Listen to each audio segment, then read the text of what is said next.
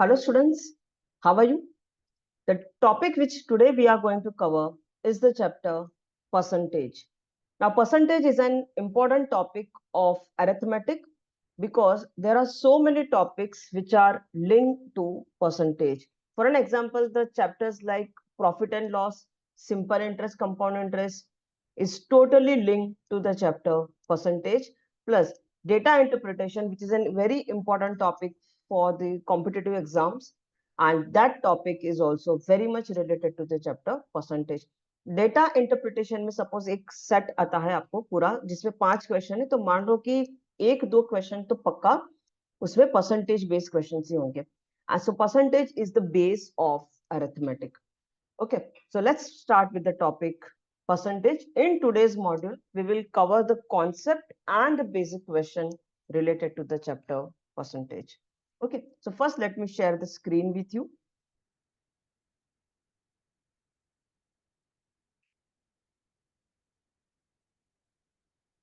Okay.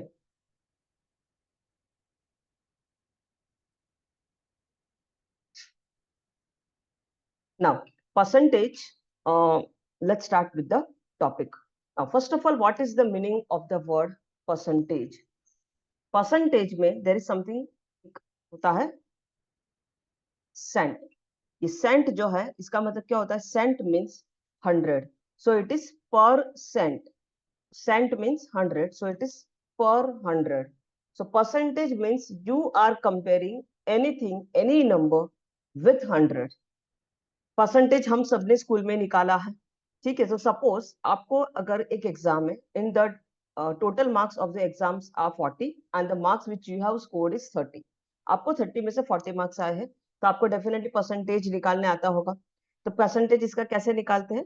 So total marks जो होते हैं वो नीचे डिनोमिनेटर में लिखने होते हैं. So that 40 we will write in the denominator. The marks which you have scored, that we will write in the numerator. और क्योंकि हम परसेंटेज निकाल रहे हैं, so here we have to, percentage is nothing but the number expressed out of 100. Way out of 100 कितना है? तो क्योंकि हम परसेंटेज निकाल रहे हैं इसलिए हम 100 से मल्टीप्लाई करेंगे. इफ इसको करेंगे तो ये हो जाएगा 5 and this is 15 into 5, 75. So if you have scored 30 marks out of 40 marks, it means that you have got 75%. 75% का मतलब क्या होता है कि अगर यही एग्जाम 100 मार्क्स का होता तो आपको उसमें से 75 मार्क्स मिले होते. तो कहना है 75% को हम ऐसे भी लिख सकते हैं 75 by 100. नाउ ये जो है ये मैंने लिखा है परसेंटेज के फॉर्म में, and this I have written in the form of fraction. ना कोई भी एक नंबर को हम परसेंटेज की फॉर्म में भी लिख सकते हैं और उसको फ्रैक्शन में भी लिख सकते हैं. जैसे कि यहाँ पर आप देख रहे हो there is a number that is 3/5. If I want to write the same number in percentage, कि 3/5 का मतलब क्या होता है? That out of 5 part 3 part belongs to us. Okay, so 3/5 is a fraction. अगर इसे मैं परसेंटेज में लिखना है तो हम ऐसे लिखेंगे 3/5, ये फ्रैक्शन में लिखा, परसेंटेज के लिए इंटू 100, तो दैट इज इक्वल टू 60%. तो आप 3/5 बोलो या 60% बोलो, it is one in the same. Only thing is that कि 3/5 फ्रैक्शन फॉर्म में लिखा है, 60 परसेंटेज के फॉर्म में लिखा है. और अगर इसी चीज को अगर हमें डेसिमल में लिखना है तो हम कैसे लिखेंगे? This is nothing but 60/100 which is equal to 0.6. Okay, तो डेसिमल में हमने लिख दिया उसे 0.6 के फॉर्म में. So here in this particular thing what we have learned is कि अगर कोई भी चीज फ्रैक्शन में लिखी है और इसे हमें परसेंटेज में कन्वर्ट करना है तो हमें 100 से मल्टीप्लाई करना है. And if something is written in the form of percentage और वहां से उसे हमें कन्वर्ट करना है फ्रैक्शन में, then we have to divide by 100. ठीक है, जल्दी से ये लिख दो अपनी बुक में. ठीक है, तो यहाँ पर आप देख रहे हो कुछ मैंने फ्रैक्शन लिखे, कुछ परसेंटेज लिखे, जल्दी से उसको कन्वर्ट करते ताकि हमें समझ में आए. Now first is half. Half is nothing but अगर इसी चीज को परसेंटेज में लिखना है तो कैसे लिखेंगे? So it is half into 100 that is equal to 50%. वैसे हम सबको पता है कि हाफ मीन्स 50%. नेक्स्ट 4/5, इसको परसेंटेज में लिखना है तो 4/5 इंटू 100. तो that is equal to 80%। 6/5 once again इसको 100 से मल्टीप्लाई कर देंगे तो परसेंटेज में चला जाएगा, so that is equal to 120%। अभी यहाँ पर परसेंटेज में दिया है, इसको अगर हमें फ्रैक्शन में लिखना है सो 30% को हम ऐसे भी लिख सकते हैं 30/100, 0 0 cancel, so it is 3/10। 75% is nothing but 75/100, 25 से कट करेंगे सो it is 3/4। Similarly, 125%, so it is 125/100, that is equal to 5/4। And 10% हम सबको पता है 10% is nothing but 1/10। ठीक है, तो हमने परसेंट फ्रैक्शन से परसेंटेज जाना है तो इंटू 100, परसेंटेज टू फ्रैक्शन जाना है तो डिवाइड बाय 100। ठीक है, कुछ फ्रैक्शन से परसेंटेज, जैसे ये हमने यहाँ पर जो भी लिखे हैं ये हमने कैलकुलेट किया है, बट हर बार हमारे पास इतना टाइम नहीं होता कि हम कैलकुलेट करें, तो कुछ फ्रैक्शन से परसेंटेज आपको मारने होते हैं रट्टा। जैसे कि अगर लिखा है 1, 1 मतलब पूरा एक, सो परसेंटेज फॉर्म में I will write this as 100। Half, half की वैल्यू होती है 50%। 1/3, 1/3 इज नथिंग बट 33.33%। फ्रैक्शन से परसेंटेज के लिए क्या कर रहे हैं हम, कुछ नहीं कर रहे, सिर्फ और सिर्फ मल्टीप्लाई बाय 100 कर रहे हैं। 1/4 25%, 1/5 20%, 1/6, अभी आप देख रहे हो कि ये 1/3 है, ये 33.33% है, एंड दिस इज 1/6, ये इसका हाफ है। 1/6 इज हाफ ऑफ 1/3, तो परसेंटेज भी हाफ हो जाएगा, तो 33.33 का हाफ हो जाता है 16.67%। 1/7, 1/7 को याद रखने का एक ट्रिक है, 7 का डबल होता है 14, 14 का डबल होता है 28, so this is how you can remember 1/7 is nothing but 14.28%। 1/8, अभी देखिए 1/4 25% है, ये इसका आधा है, so 25 का हाफ हो जाता है 12.5%। Next is 1/9। 1/9 के लिए क्या करना है, इतना याद रख लो कि 9 आएगा तो 11 लिखना है, 11 आएगा तो 9 लिखना है। तो ये 9 लिखा है तो परसेंटेज में ये 11 हो जाएगा, so it is 11.11%। 1/10 we know it is 10%। 1/11, अभी 11 आया तो 9 लिखना है, सो इट इज 9.09%। 1/12, 1/6 होता है 16.67, इसका हाफ करेंगे 16.67 का तो वो हो जाएगा 8.33%। इसके अलावा 1/20 5%, 1/25 4%। ये आप अपनी बुक में लिख लीजिए, कुछ फ्रैक्शन से परसेंटेज रट्टा मारना जरूरी है, इनको मारना है रट्टा। इसके अलावा कुछ और परसेंटेज है जो कि काफी इंपॉर्टेंट है, यहाँ पर लिखा है, आप चाहे तो इसका स्क्रीनशॉट ले सकते हैं।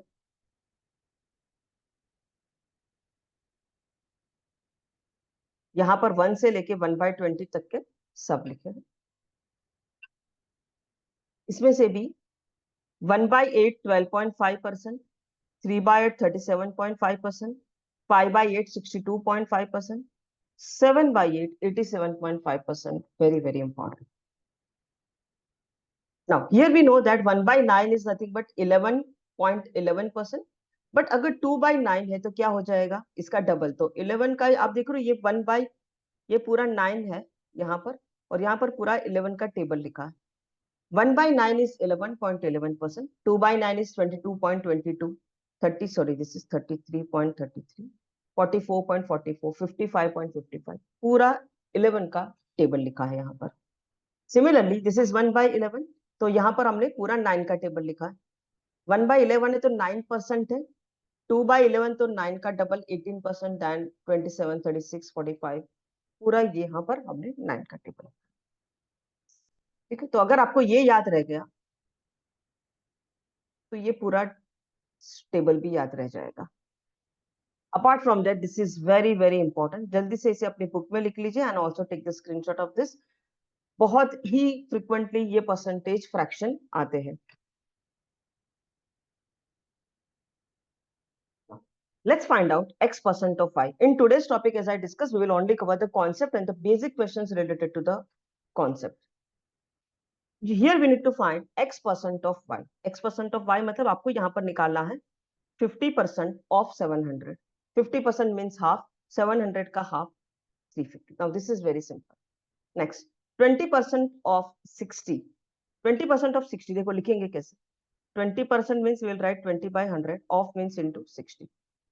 0 0 काट दिया, 0 0 काट दिया, 2 into 6 12. Okay, so answer is 12. But जब हम सॉल्व करेंगे ना, तो हम क्या करेंगे? हम ये सब चीजें नहीं लिखेंगे. This we won't write. Okay, without this we will solve this one mentally. कैसे करेंगे? देखिए, हमें पता है कि हम परसेंटेज लिखेंगे तो डिनोमिनेटर में 100 is going to come and 100 में होते हैं 2 जीरोस. तो क्यों ना ये परसेंटेज को हम 2 जीरो से काट दें. तो सीधा we can write that this is nothing but 2 into 6 that is equal to 12. Percentage को 2 जीरो से काट दो and you will get the answer. Next, 45% of 320. So it is nothing but 45 upon 100 into 320. 0 0 cancel. इसको 5 से divide करेंगे 2, इसको 5 से divide करेंगे 9. 16 9s are 144. So 45% of 320 is 144. Now, यहाँ पर this one is a challenge. क्या है ये? 41.5% of 150. इसको आप नॉर्मल मेथड से भी कर सकते हो कि भाई ऐसा लिख दिया आपने 41.5 upon 100 into 150. Through this also you will get the answer. But मुझे थोड़ा फास्ट करना है तो मैं ऐसे कर सकती हूँ इसको. ये 41.5 के टुकड़े कर देते हैं. सो इसको हम ब्रेक कर देंगे 40%, 1% एंड 0.5%. सो 41.5% ऑफ 150 को हम ऐसे भी लिख सकते हैं 40% ऑफ 150, 1% of 150 and 0.5% of 150. ठीक है. 40% of 150 वेरी सिंपल. परसेंटेज को 2 जीरो से काट दो. 4 into 15 60. 1% of 150. Now we all know that कि 10% of 150 कितना होता है? 15 होता है. लेकिन हमें 10% नहीं निकालना, हमें निकालना है 1%. सो 1% इज 1.5. और अगर 1% 1.5 है तो 0.5% इसका हाफ कर देते हैं. 1.5 का हाफ हो जाता है 0.75. तो 60, 1.5, 0.75. अगर इसको सॉल्व करेंगे तो आ जाएगा 62.25 इज आंसर. ठीक है. हाँ, यू मस्ट बी थिंकिंग कि इससे तो अच्छा हम ये कर लेते, जल्दी हो जाता. नहीं, इसमें थोड़ा टाइम लगता. ये जल्दी इसीलिए हो रहा है क्योंकि एग्जाम में आपको ये सब नहीं लिखना. एग्जाम में आपको सिर्फ इतना सोचना है कि 41.5% के मैंने 3 टुकड़े कर दिए, 41 0.5, और एग्जाम में आपको सिर्फ ये एडिशन करना. That's it. Next, here also you need to find x% of y. This is y. ठीक है. So 14.28% of 700 कितना होता है? 14.28% of 700. तो करेंगे तो कुछ ऐसा हो जाएगा 14.28 upon 100 into 700. अभी 14.28 into 7 करेंगे तो you will get the answer. But हम ऐसे नहीं करेंगे बिकॉज ये परसेंटेज जो है 14.28 ये हमने कहीं देखा है. We know that this is nothing but 1/7. तो क्यों ना इसको 1/7 से रिप्लेस कर दे. So this is nothing but 1/7 of 700 which is equal to 100. Similarly, इसको रिप्लेस कर देंगे 1/8 से. So 1/8 of 320 40. इसको रिप्लेस कर देते हैं 1/3 से. So 1/3 into 150 is 50.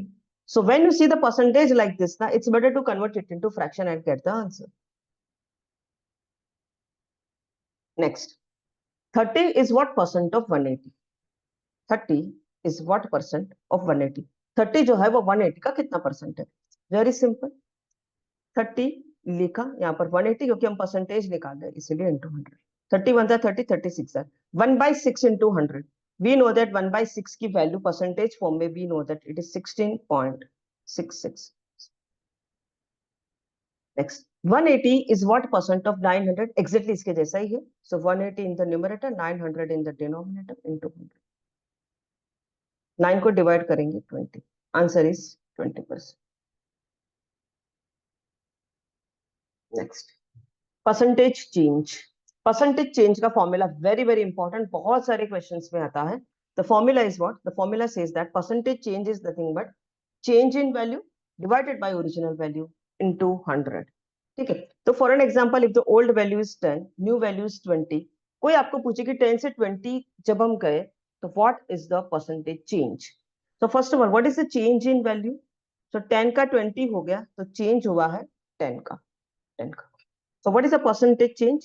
Change in value, which is 10, divided by original value. What is the original value? This is the original value into 100. Answer is 100%. Now 20 का 30 change हुआ है 10 का. So change in value is 10. Original value, this is the original value 20. So percentage change is 50%. 270 से 300 change हुआ है 30 का. 30 का change किसके ऊपर? 270 के ऊपर. 30 1 जा 30, 30 9 जा 1 by 9. 1 by 9 की value we know that it is 11.11%. अच्छा, इसी के ऊपर बेस क्वेश्चन है. क्वेश्चन कैसा होगा देखिए. The current population of the town is 2000. If after 2 years the population becomes 2500, what is the percentage change. Percentage change का हमें फॉर्मूला पता है. Formula is change in value. कितना चेंज हुआ है? 2000 से 2500. So there is a change of 500 divided by original value. This is the original value. Initial population is the original value. Answer is 25%. Very simple question. Option A is the correct answer. Next. Increase and decrease concept. Now ये पूरे concept है और ये concept आपको profit loss में simple interest, compound interest and data interpretation में बहुत बहुत बहुत हेल्प करने वाले हैं. Now if someone says that there is an increment of 10%. Increment of 10% का मतलब क्या होता है? It means that if the old value is 100, so old value 100 में 10 का इंक्रीमेंट, सो 100 बन जाएगा 110. करेक्ट. So increase by 10%. जैसे कि अगर कोई आपको कहे कि आपकी सैलरी 10% से बढ़ रही है, इसका मतलब है कि अगर आपकी पहली सैलरी 100 थी, so now it has become 110. Increase by 100%. In all since it is percentage, इसीलिए हम हर जगह पे हमारा जो बेस है, ओरिजिनल वैल्यू है, उसे 100 ही मानेंगे. So increase by 100%. So here also we have to consider the old value as 100. 100 में 100 का increment, so it has now become 200. Now, increase by 16 2 by 3%. अगर इसको हम परसेंटेज में रखेंगे तो कुछ ऐसा हो जाएगा. 100 हो गया और 100 में 16 2 by 3, तो ये हो जाएगा 116 2 by 3. ये है तो सही. This is absolutely correct. This ratio is absolutely correct. तो ओनली प्रॉब्लम कि ये जो नंबर है ये काफी कॉम्प्लिकेटेड नंबर है, कैलकुलेशन में प्रॉब्लम करेगा, तो इसको हम ऐसे नहीं लिखेंगे, ये हम निकाल देते. अभी हम परसेंटेज की दुनिया से निकल जाते हैं and we enter into the world of fraction. 16 2 by 3% को can I write its fractional value is 1 by 6. तो इसमें हमें क्या करना है? जैसे मैंने पहले बताया कि ओल्ड जो होता है ना वो हमारा बेस होता है. तो यहाँ पर बेस क्या है? Base is 6. So old value we will consider as 6. And 6 में देयर इज इंक्रीज लिखा है ना, सो 6 में there is an increase of 1. So 6 has become 7. 6 plus 1 7. So the old versus new का concept ratio हो जाएगा 6:7. Now this is decreased by 75%. 75% एक बहुत ही नॉर्मल रेगुलर परसेंटेज है. सो ओल्ड वैल्यू को हम 100 ही मानेंगे. डिक्रीज हो रहा है, कितने से कम हो रहा है? 75% से कम हो रहा है. सो 100 में 75 कम कर दूं, so that will become 25. If we simplify this, then this ratio is 4:1. Now decrease by 87.5%. Once again ये परसेंटेज को फ्रैक्शन में कन्वर्ट करना अच्छा है. 87.5 is nothing but 7/8. So decrease by 7/8 का मतलब क्या है? Once again 8 जो है that is the base, so that will become an old value. यहाँ पर डिक्रीज हो रहा है, कम हो रहा है. So 8 में 7 कम कर दो, so the ratio is 8:1.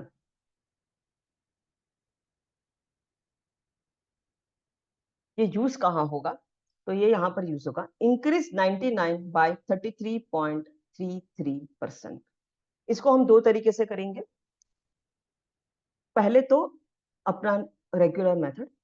99 है, 99 में इंक्रीज हो रहा है, so we will put plus का साइन. कितने से बढ़ाना है? सो 99 को बढ़ाना है 33.33%. सो 33.33% of 99. So this is nothing but 99 plus 33.33% को हम लिखेंगे 1/3.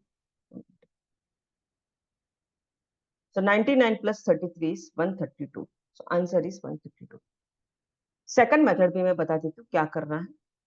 सेकंड मेथड में हम क्या करेंगे, first will write this number 99 और 99 को मल्टीप्लाई करेंगे. किससे मल्टीप्लाई करेंगे? तो देखिए 33.33% है. 33.33% इज नथिंग बट 1/3 और ये हो रहा है इंक्रीज. सो इंक्रीज बाय 1/3. इसका मतलब क्या होता है कि पहले अगर वैल्यू 3 थी तो 3 को बढ़ाना है. कितने से बढ़ाना है? 1 से बढ़ाना है. So 3 + 1 will become 4. So 99 into 4/3 we will do. तो यहां से भी हमारा आंसर आ जाएगा 132. Next, increase 60/25%. 60 में 25% बढ़ा दो. तो this is nothing but 60 + 25% of 60. 25%. 25% means 1/4. 60 का 1/4. वंस अगेन 1/4 करने के लिए कोई पेन पेपर की जरूरत नहीं है. This can be done mentally. 1/4 करना है मतलब हमें 2 बार हाफ करना है. तो 60 का हाफ 30, 50 का हाफ 15. तो इट इज 75. Next, increase 160/12.5%. 12.5% को हम once again we will convert this. 12.5% is nothing but 1/8. So 160 plus 1/8 of 160, that is equal to 160. 12.5, 1/8. Answer is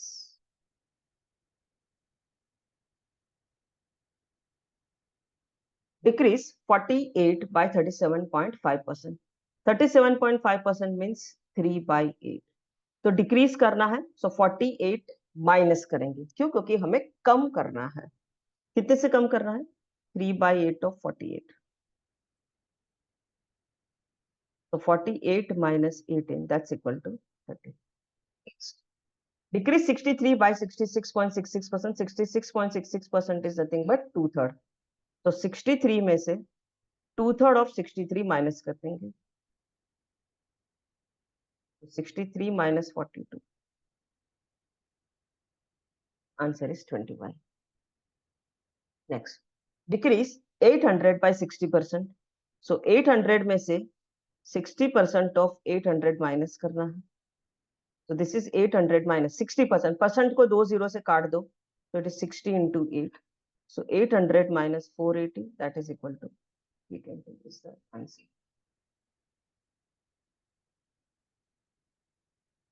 Now, this is very very important concept.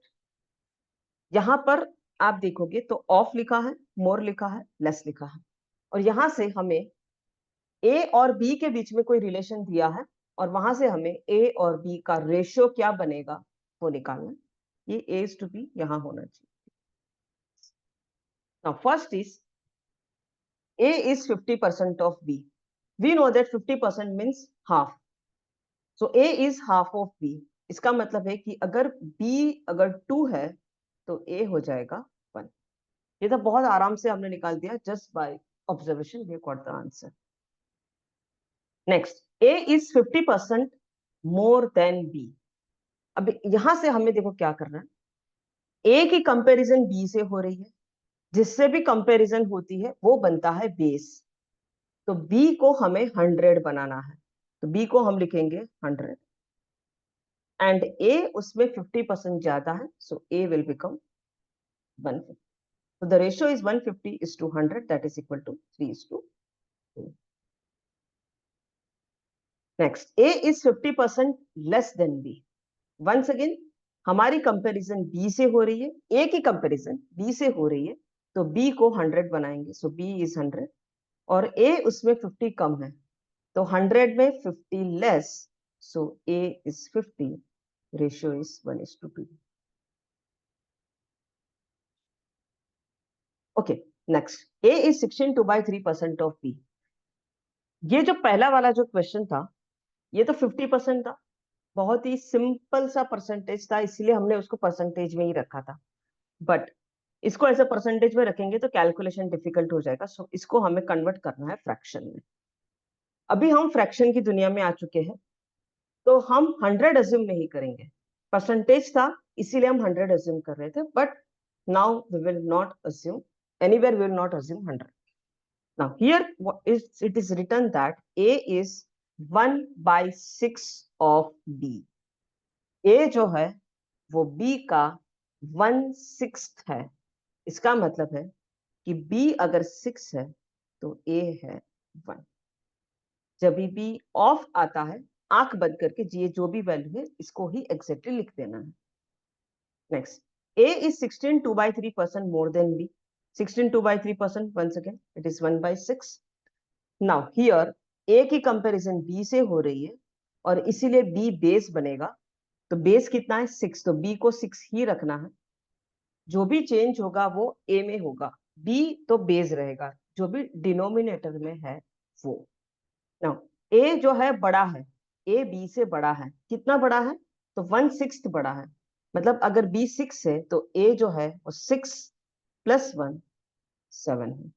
So the ratio is 7:6। Now here it is less. Once again b को 6 रखेंगे, बस it is less. Less का मतलब क्या है? a is nothing but 6 - 1, that is equal to 5।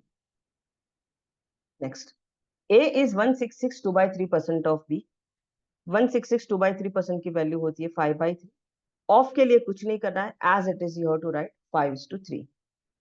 Now here b जो है a is getting compared with b, तो b को तो 3 रखेंगे और a जो है ये ज्यादा है, तो 3 में 5 ज्यादा, सो it is 8। So the ratio is 8:3।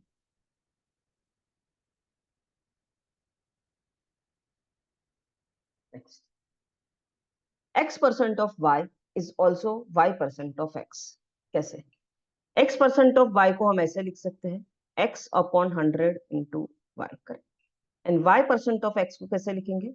y/100 into x. आप देख रहे हो दोनों इक्वल है। इट मीन्स दैट आप x% ऑफ y बोलो या y% ऑफ x बोलो, it is one in the same. ये कहाँ यूज आएगा? जैसे कि अगर आपको कोई पूछे कि फाइंड 16% ऑफ 50, तो आपके लिए ये मेंटली करना डिफिकल्ट होगा, तो क्या करें? उल्टा कर देते हैं। 16% of 50 is equal to 50% of 16। चाहे आप 16% ऑफ 50 बोलो या फिर 50% ऑफ 16 बोलो, it is one and the same. 50% of 16 means half of 16, 8। Similarly इसको हम ऐसे लिख सकते हैं 25% ऑफ 32। 25% मीन्स 1/4, 32 का 1/4 हो जाएगा 8। ठीक है, तो ऐसे टाइप के क्वेश्चन में हम उसको उल्टा करके भी निकाल सकते हैं। Next, now this is very very important concept, more और लेस। बहुत सारे क्वेश्चंस इसके ऊपर आते हैं। कॉन्सेप्ट क्या है पहले वो देखते हैं। If x is more than y by 25%, then y is what percent less than x? x y से बड़ा है। कितना बड़ा है? 25%। तो y छोटा है। क्वेश्चन है कि भाई कितना परसेंट छोटा है। Now x is more than y by 25%। ये देखो इसके जैसा है कुछ। a is 50% more than b। a is 16 2/3% more than b। Similarly यहां पर दिया है x is more than y by 25%। x की कंपैरिजन y से हो रही है, इसीलिए हम y को 100 अज्यूम करेंगे और x उसमें 25 ज्यादा है, सो x को 125 अज्यूम करेंगे। बहुत लोग ऐसे भी लिखते हैं x is to y, x को 100 बनाते हैं और वो सोचते हैं कि भाई x y से 25 बड़ा है, इसका मतलब है कि y 25 छोटा है, तो वो ऐसा लिखते हैं। This is the wrong ratio. ये गलत है। आपको ऐसे नहीं लिखना है। आपको y को ही 100 अज्यूम करना है, x को 100 अज्यूम नहीं करोगे। ठीक है, यहां से हम एक if you simplify this we get the ratio as 5:4। Now question is y is what percent less than x? y x से कितना परसेंट छोटा है? अभी यहाँ पर x की वैल्यू 5 आ रही है, y की वैल्यू 4 आ रही है, तो y डेफिनेटली x से छोटा है। कितना छोटा है? तो 1 छोटा है। Now what shall we write in the denominator? y की कंपैरिजन x से हो रही है, इसीलिए x की वैल्यू डिनोमिनेटर में लिखना है। x की वैल्यू कितनी है? 5 इंटू 100। डिनोमिनेटर में क्या लिखना है? जिससे भी कंपेयर होता है उसको। या तो फिर आप ऐसे याद रख लो कि ये लेस देन है, मोर देन है, उसके साथ जो नंबर लिखा है, इसके साथ जो एलिमेंट है, उसकी वैल्यू आपको लिखनी है डिनोमिनेटर में। Next, here x is less than y by 25%, then y is what percent more than x? x y से छोटा है। From this particular sentence, we will get the relation between x and y. So if I assume y as 100, once again I have to assume y as 100. I can't assume x as 100 because x की comparison y से हो रही है, जिससे भी comparison होती है उसको 100 मानना है। x जो है y से छोटा है, so x is 75. If we simplify this, the ratio is 3:4. Definitely y x से बड़ा है। कितना बड़ा है? y 4 है, x 3 है, तो y 1 बड़ा है। मोर देन के साथ कौन है? x है, इसलिए x को डिनोमिनेटर में रखेंगे। x की वैल्यू क्या है? 3। 1/3 into 100, so this is 33.33%.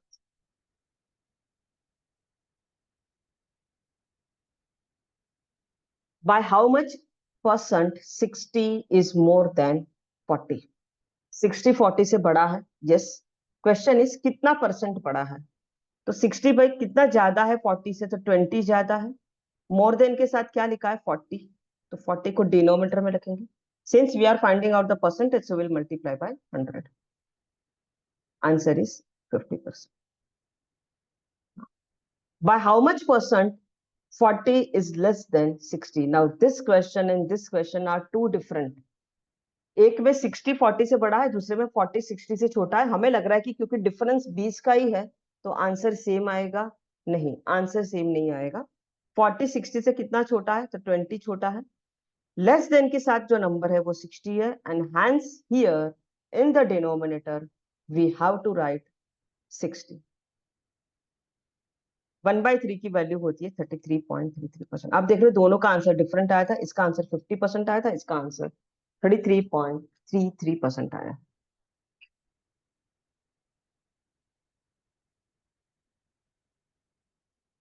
A is 12.5% less than A plus B. 12.5% का मतलब होता है 1/8। तो A जो है वो A प्लस बी से 1/8 छोटा है। इसका मतलब ये रेशियो दिया। A की कंपैरिजन A प्लस बी से हो रही है, तो ये जो 8 है डिनोमिनेटर वो A प्लस बी को देंगे। एंड A कितना है? 8 में एक कम है, सो A इज 7। तो यहां से हमें ये रेशियो मिल गया। Similarly B plus C is 25% more than C. यहां से हमें क्या रेशियो मिलेगा? B plus C versus C का। देखो, B प्लस सी की कंपैरिजन C से हो रही है, इसीलिए C को 100 मानेंगे और B प्लस सी को 125। The ratio is 5/4। You need to find A is to B is to C। तो अगर हम यहां पर मैं मान लू कि भाई A की वैल्यू 7 है सपोज, यहां से, and from here let me assume that C is equal to 4। ठीक है, तो यहां से B कितना हो रहा है? A की वैल्यू 7 है, तो I can say that B is equal to 1। And if I put C is as 4, देन B इज ऑल्सो 1। तो दोनों केस में सेम आ रहा है B का value. So the ratio of A is to B is to C is 7:1:4। This is the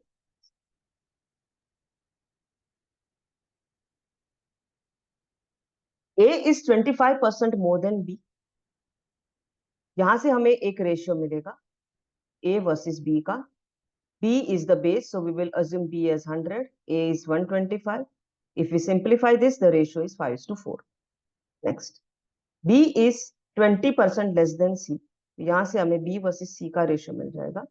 C 100 है, तो B को हम assume करेंगे 80, तो the ratio is 4:5। And C is 16 2/3% less than B। अभी ये 16 2/3% है, इसको परसेंटेज में नहीं रख सकते, तो इसको कन्वर्ट करते हैं फ्रैक्शन में। C की कंपैरिजन D से हो रही है, इसीलिए हम D को 6 मानेंगे। और C एक कम है, 6 में एक कम है, तो C is 5। We need to find A is to D। अभी आप देखो यहाँ पर B की वैल्यू 4 है, यहाँ पर भी B की वैल्यू 4 है। ठीक है, तो दोनों जगह पे B का वैल्यू सेम है। सिमिलरली हियर C का वैल्यू 5 है एंड हियर C का वैल्यू 5 है। तो अगर हमें पूरा रेशियो पूछा जाता A is to B is to C is to D, तो आंसर कुछ ऐसा होता, 5:4:5:6। बट हमें पूछा है A is to D, so answer is 5:6।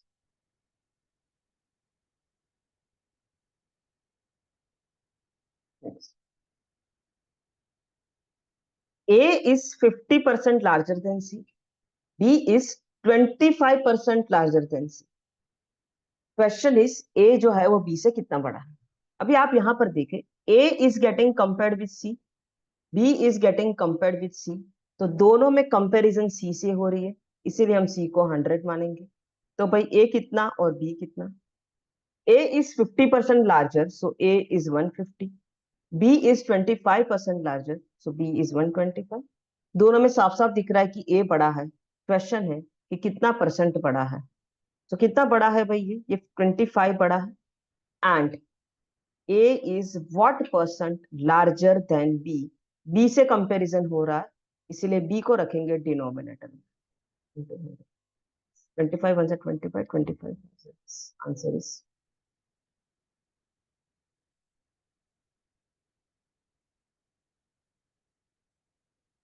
Next, 91% of A is 39% of B. 91% of A is equal to 39% of B. Percent cancel. So A by B is 39 upon 91. इसको cancel करेंगे, 13 से divide हो रहा है दोनों numbers, so it is 3/7. Now question is B is X% of A. B is X% of A. आपको X की value निकालनी है, मतलब आपको ये निकालना है कि B जो है वो A का कितना परसेंट है। अभी यहाँ पर देखो B की वैल्यू 7 आ रही है, A की वैल्यू 3 आ रही है, परसेंटेज में निकालना है, तो कहना है it is 700/3%। Answer is option B, 700/3%।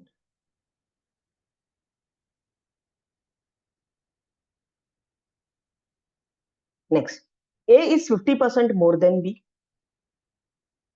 From here we will get the relation between A and B. If B is 100, A is 150, so the ratio is 3:2. C is two-third of A. C is two-third of A. It means that A upon C is 3/2. ठीक है? Now, D is 60% more than C.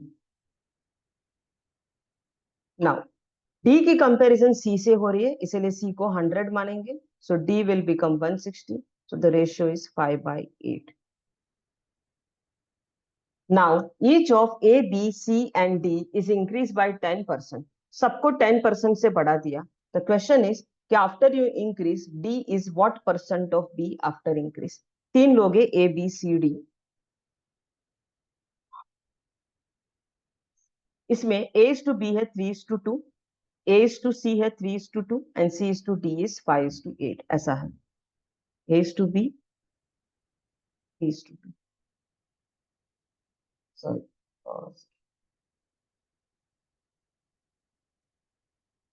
A is to C, B/2 and C is to D is 5/8. Common element की value same होनी चाहिए, जैसे कि यहाँ पर A की वैल्यू 3 है, यहाँ पर भी A की वैल्यू 3 है, कोई प्रॉब्लम नहीं है। प्रॉब्लम यहाँ पर है, यहाँ पर C की वैल्यू 2 है, यहाँ पर C की वैल्यू 5 है। दोनों का एलसीएम होता है 10, तो 2 को 10 बनाने के लिए इंटू 5 और 5 को 10 बनाने के लिए into 2। This is also into 5।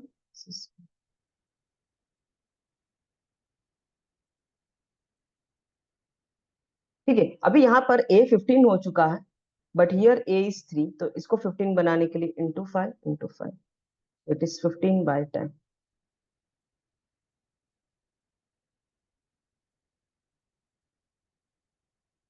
ठीक है, तो आप देखिए यहाँ पर A is to B is to C is to D कितना हो जाएगा। A 15 है, बी 10 है, सी 10 है एंड डी 16 है। अच्छा, आगे क्या बोला है, that they all are increase by 10%। ये आपको उल्लू बनाने के लिए बोला गया है, क्योंकि अगर यहाँ पर देखिए, D is what percent of B after increase, तो कंपैरिजन बी और डी में हो रहा है। So B is to D कितना है, 10:16 है। This ratio is 10:16। अगर इसमें आप 10% बढ़ा भी दोगे तो भी रेशियो में कोई फर्क नहीं होगा, रेशियो इतना ही रहेगा। तो इंक्रीज बाय 10%, 30% कुछ भी लिखा हो, हमें इंक्रीज नहीं करना है। ठीक है, हम इसी से आंसर निकाल लेंगे विदाउट इंक्रीजिंग, बिकॉज इंक्रीज करने के बाद भी रेशियो में फर्क नहीं पड़ता है। The question is D is what percent of B after increase, कितना है, तो D upon B 16/10 into 100. So answer is 160. Option B is the correct answer. Next. Samir height is 45% less than of Komal. Then the question is how much percent Komal's height is more than that of Samir. तो समीर और कोमल दो लोग हैं। समीर की height को कोमल की height से compare किया है तो कोमल को 100 मानेंगे, और समीर का हाइट 45 लेस है तो इट इज 55। तो the ratio is can say it is 11:22। तो डेफिनेटली कोमल का हाइट ज्यादा है समीर के कंपेयर में। कितना ज्यादा है, तो आप देख रहे हो कोमल का हाइट 20 है, समीर का 11 है, सो इट इज 9 ज्यादा है। और कंपैरिजन किससे हो रही है, समीर से हो रही है, तो समीर की वैल्यू है 9/11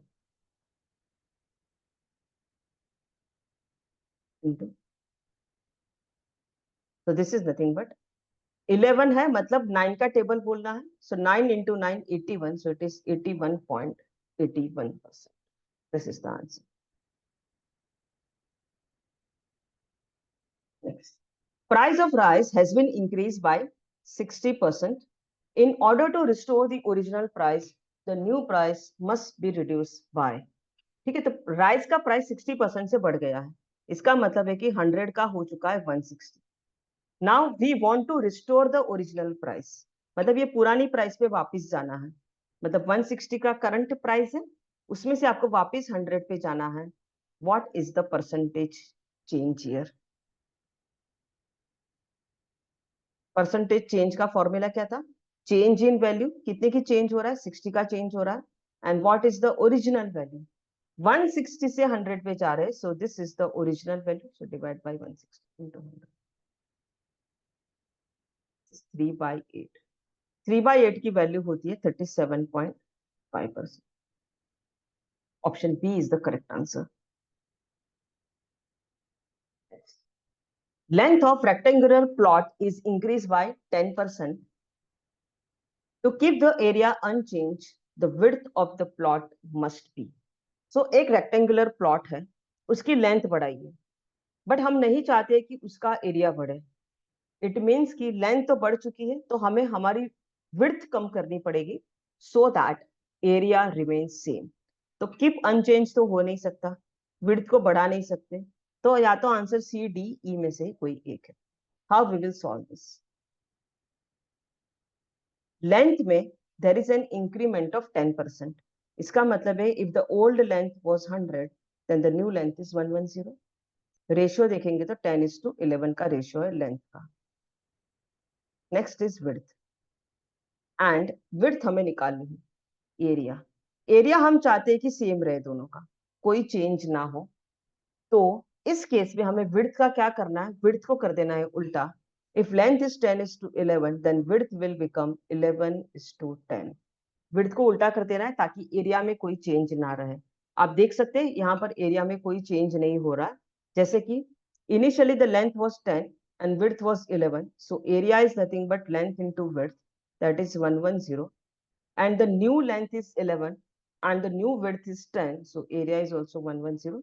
एरिया में कोई चेंज नहीं हुआ है, तो विड्थ में क्या चेंज करना है, 11 का 10 कर देना है, कम करना है। यस, कितने से कम करना है, 1 का कम करना है 11 के ऊपर। तो 1/11 into 100, 1/11 की value we know that it is nothing but 9 1/11%। तो option D is the correct answer.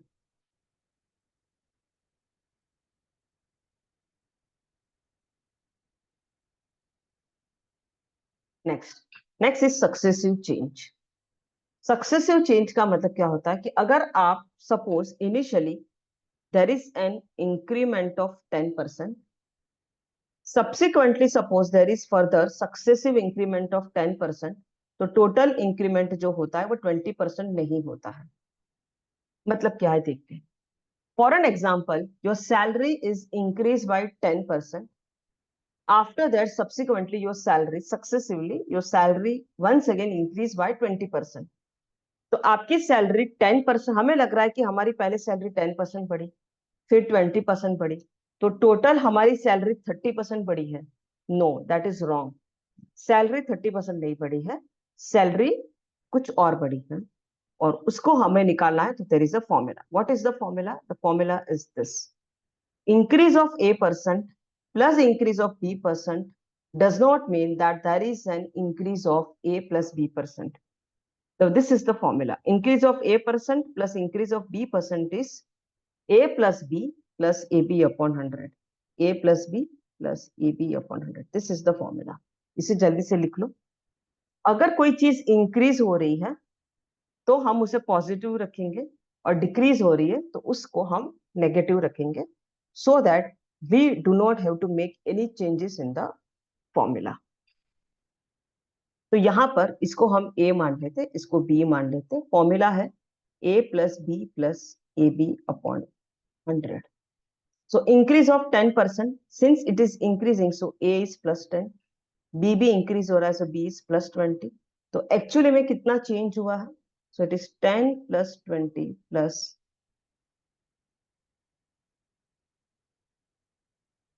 so actually there is an increment of 32% and not 30%. Similarly, suppose your salary is first increased by 30% and successively your salary is decreased by 30%। तो हमें लगता है कि चलो पहले 30% बढ़ गया, फिर 30% कम हो गया, तो वो जीरो पे वापस nullified, back to square one. नहीं, वैसा नहीं होगा, ये जीरोवाइज नहीं होगा। कि कैसे हो रहा है देखिए। ए बड़ा है so A is plus 30, B कम हुआ है so B is minus 30। Formula में डालेंगे so it is plus 30,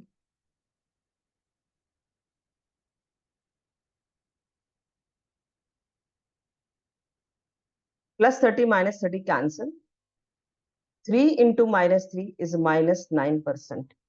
minus sign represents की एक्चुअली में सैलरी आपकी कम हुई है। कितना कम हुई है?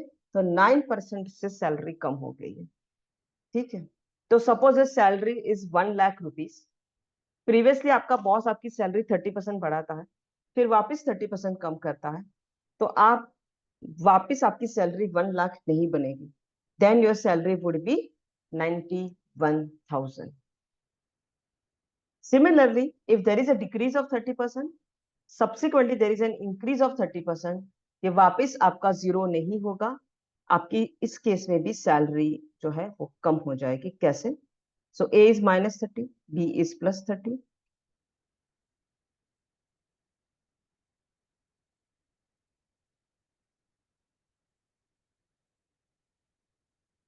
-30 प्लस 30 कैंसिल, वंस अगेन यहाँ पर भी -9%। Next, there is a decrease of 10%, so A is -10, B is also -10। दो बार सैलरी आपकी 10% से कम हुई है, answer is definitely not going to be 20%। कितना हो रहा है चेक कर लेते हैं।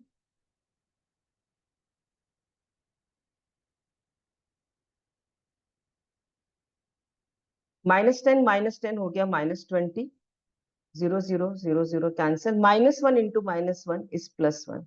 सो एक्चुअली में there is a decrease of 19%.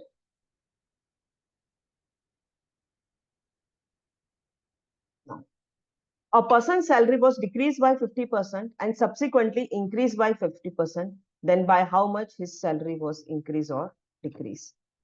पहले उसकी सैलरी 50% कम हो गई है, सो ए इज -50, बाद में 50 से बढ़ गई, सो बी इज +50। फॉर्मूला में डालोगे तो आंसर आ जाएगा।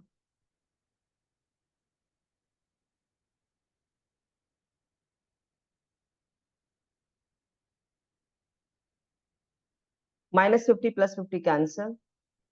-5 into 5 is -25%. Minus sign represents की एक्चुअली में सैलरी जो है वो 25% से कम हो गई है. So correct answer is option A, decrease by 25%. So with this, we are through with the concept of the chapter percentage. In this particular module, we have learned the concept and the basic questions related to the chapter percentage. I hope you have understood my videos. And if you like the way I teach, then please अपने friend को भी share करें, like करें और channel को subscribe करें. आगे वाले module में we will cover the moderate level questions of the chapter percentage. Thank you very much.